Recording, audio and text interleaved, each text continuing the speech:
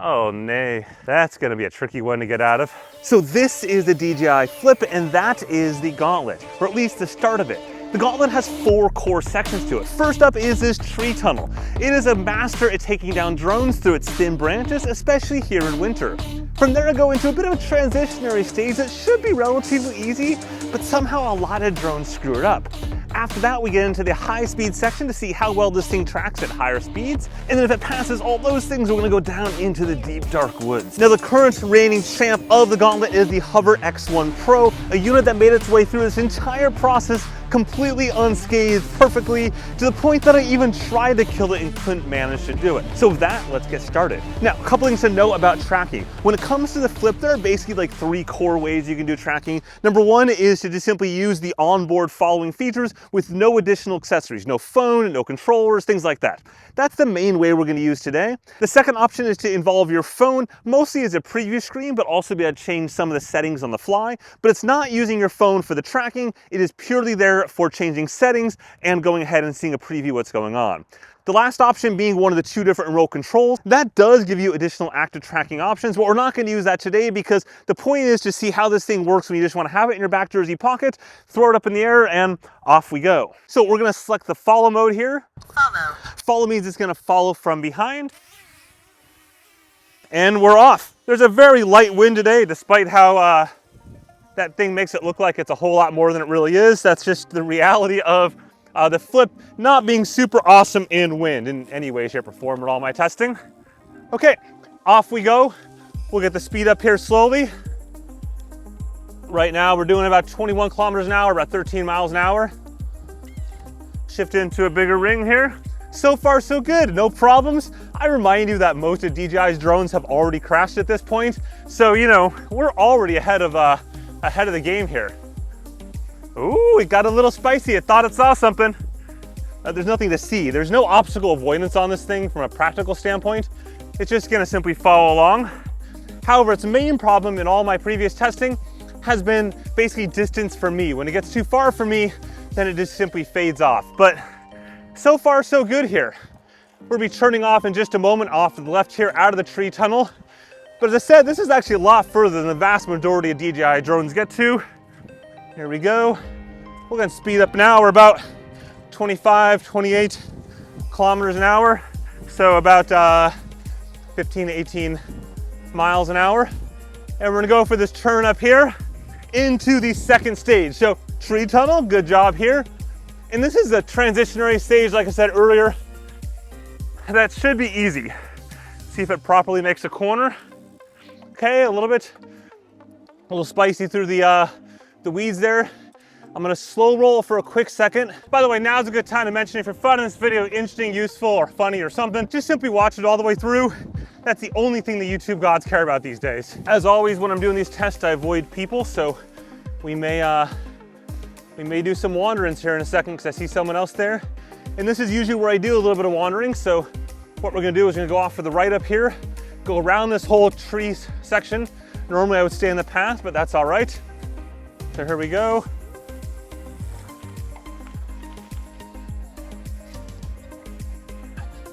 Okay, a little bit of green on him, but I think he's gonna be fine. Obviously, that constitutes a bit of an initial failure there. You know, that's part of the Gauntlet is to be able to go around things and follow the exact path that I do. And this is a pretty wide open area.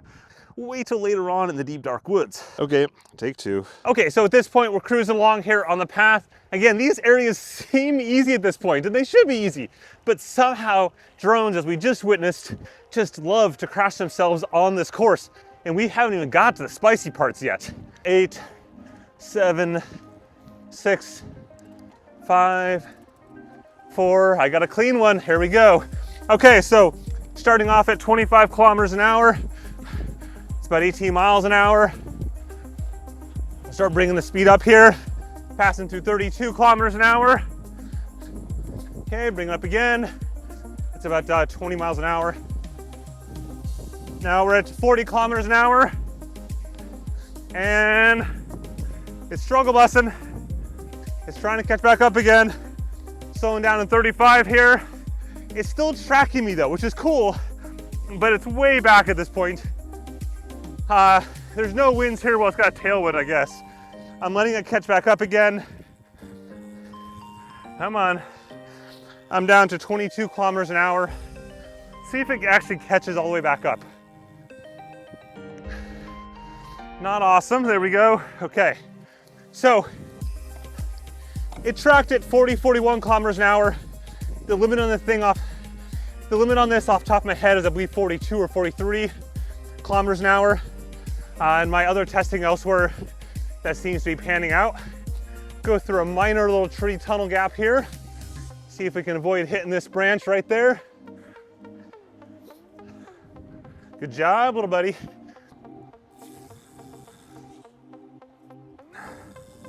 So it's weird, like right there, it just did like a double take for no obvious reason, but it's not great. Okay, so typically I do some side stuff out here. So we're gonna go out to the side over here and I'll put it into direction track mode, which will keep it off to my side. It does make for a pretty shot. Direction. There we go, direction track. So now I'm gonna go ahead and put it off to the side here. Okay, now, one of the challenges with direction track is that it doesn't usually stay direction track very long. So you can see right now, I'm going like 10 kilometers an hour, so I'm going nothing, all right? Just running speed at this point. And it's already starting to slide back behind me a little bit. As I increase here, up to 20 kilometers an hour. Okay, it's still there, it's still kind of offset angled back, which is fine.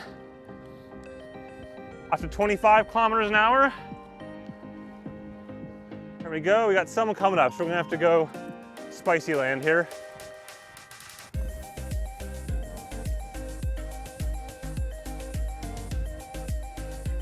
I'm gonna bring it over here for a second, just get it out of the way. This person can run past.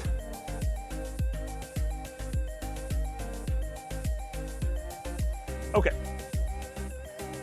Here we go. Now let's kick up the speed again. Come on, little buddy, catch up. See it slowly working its way back. We're at 23 kilometers an hour. It is doing its best here, but it's struggling. 29, and it's doing that offset thing, which isn't horrible, but it's just not awesome either.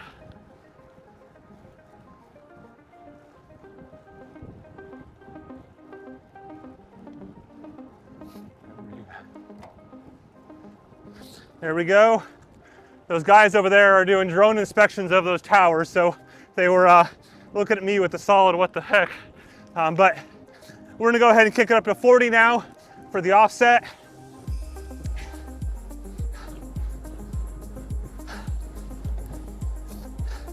There we go. And it's still hanging out back there, but definitely not off the side, just more kind of like barely offset. And if we slow down here, you'll see it's back to my side again, where it should be. At this point, let's grab the drone and go down to the deep, dark woods. I lied.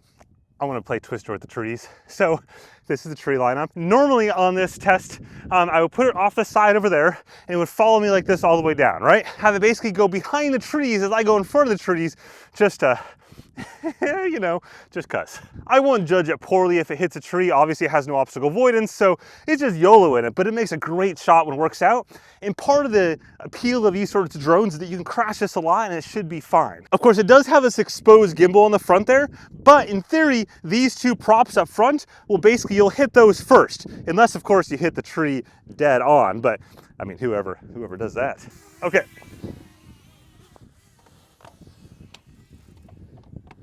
Here we go. It's like so close. So there we go. We're just barely here. Come on. Bonk. All part of the testing. Just hanging out. Get it? Okay, we're gonna give up on the tree swerving here because it's not working out. So we're gonna go down to the deep dark woods though and give that a whirl. I'm just gonna have it follow me down there. I may cut this out or fast forward if it's boring.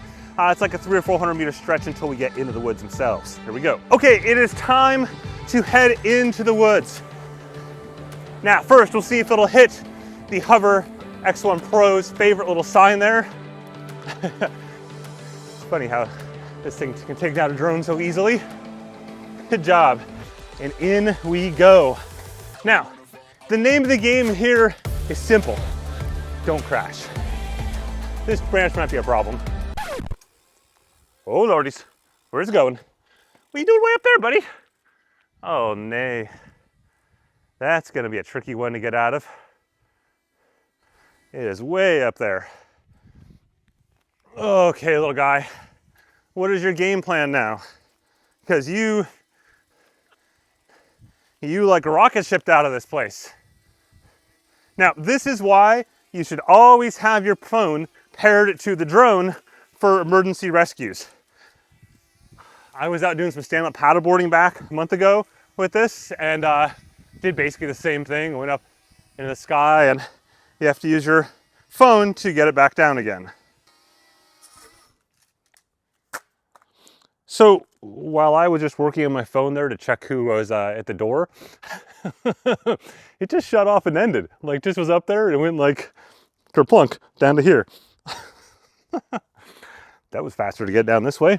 Anyways, it's a bit brown. It's had some skid marks, but I think it's fine. So let's go ahead and, oh, the cloud came in. I'll give it a second. Don't worry, I'm gonna clean it off here first. Okay, a minute later and the sun is back. I've set this to be a flat profile now, so it should help it make it through the woods here, maybe unscathed. So here we go. Okay, cool. We got lock. Let's go, little buddy.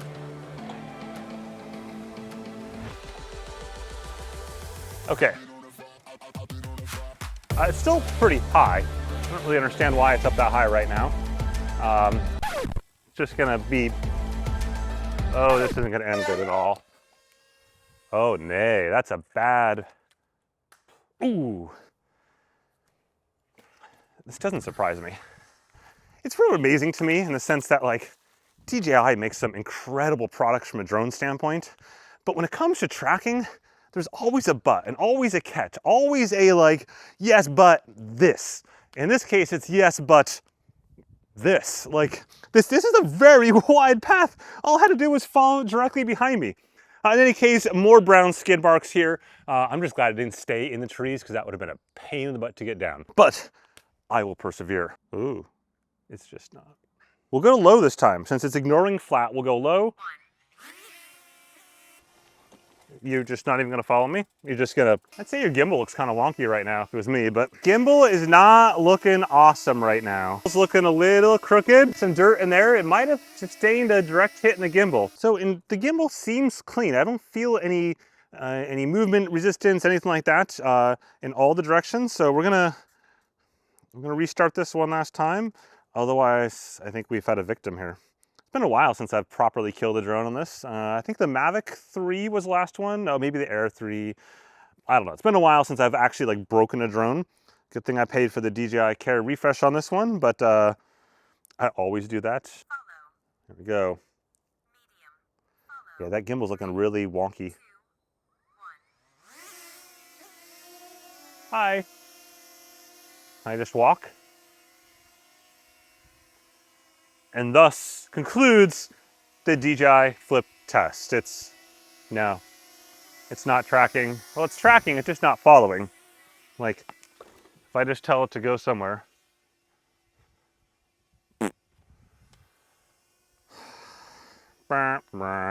Dead drone. Okay, so like that, we have killed another drone. Let's first talk about active tracking in general on this drone and how well it follows. And I would say it's like so-so. Its main issue is speed, which has really been the main complaint about this. Even when you're free flying it, just manually controlling it with a controller, it is pitifully slow compared to most other DJI drones. And on top of that, it's got just all sorts of issues in the wind. The gimbal is fine in the wind, but it's actually the aircraft just catches a lot of wind, which makes it really good when you want to bounce off of trees and stuff in theory, but in practice, as you saw here, it doesn't do a good job bouncing. Like the Neo does an amazing job of bouncing off stuff and keeps on going, and like life is good. That thing is like a chill surfer, just riding the wave, going along for the ride. But here, this thing it just pretty much craps itself the moment it touches anything. And it's already broken. The gimbal is broken after just a minor crash onto relatively soft terrain here, which which sucks. But that's honestly kind of like my overall thoughts on the Flip. It's a drone that I don't think should ever have been made. It should never have left like the